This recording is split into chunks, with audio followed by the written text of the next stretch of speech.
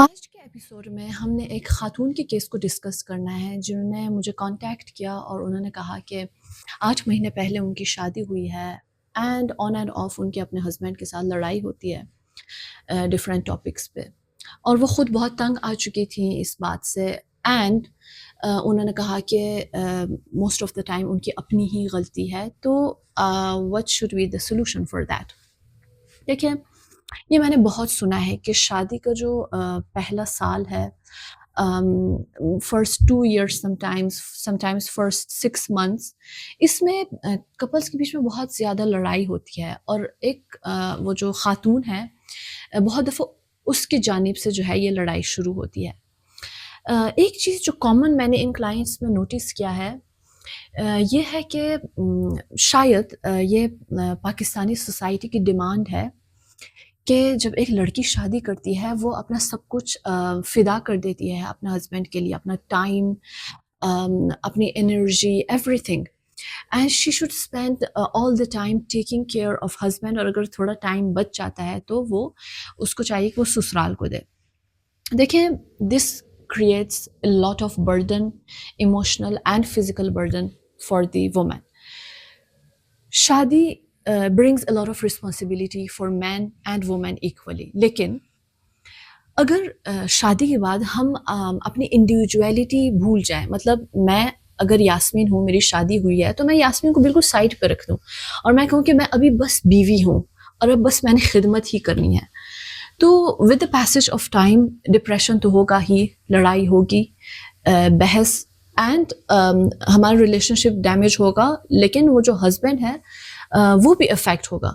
کیونکہ جب ہم لڑ رہے ہیں تو ہم اسی کے ساتھ لڑ رہے ہیں، ظاہر ہے وہ بھی روبوٹ نہیں ہے، وہ بھی اس لڑائی میں انوالو ہے۔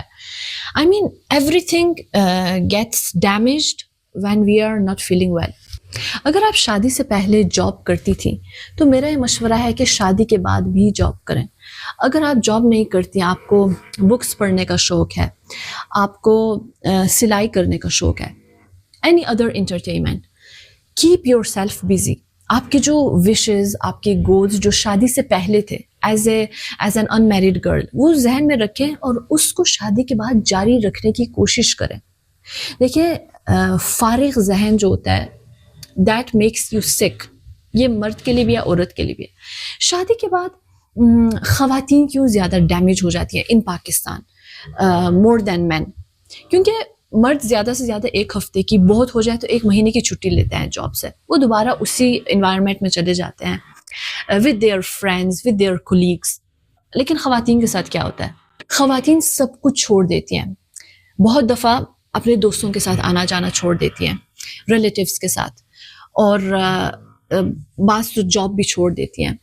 بعض اپنے ہابیز چھوڑ دیتی ہیں، سب کچھ چھوڑ کے all of their duty is to take care of the husband and mother-in-law and father-in-law and clean the home۔ تو obviously اتنا جب فزیکل اور ایموشنل برڈن ہو تو ان کے جو برداشت ہے وہ بھی کم ہو جاتی ہے۔ اگر آپ چاہتی ہیں ایز اے فیمیل کہ شادی کے بعد بھی آپ ویسے فریش رہیں جیسے آپ شادی سے پہلے تھیں، تو آئی تھنک کہ شادی کے بعد آپ کو چاہیے کہ آپ کی جو انڈیویجول گولز، پلانز، روٹین، وہ شامل کریں شادی میں، خود کو بھول نہ جائیں، اپنی کیئر کرنا، واک پہ جانا، کچھ کلاس ہے، کوئی کلب ہے وہ جوائن کرنا، یا ایون بک پڑھنا، ایک ایسی ہابی، ایک ایسی ایکٹیویٹی جو کہ آپ کے لیے ہو۔ بلیو می، اگر شادی کے بعد آپ گھر کے کاموں کے ساتھ ساتھ اپنے ہابیز کو بھی ٹائم دیں، اپنے آپ کو بھی ٹائم دیں،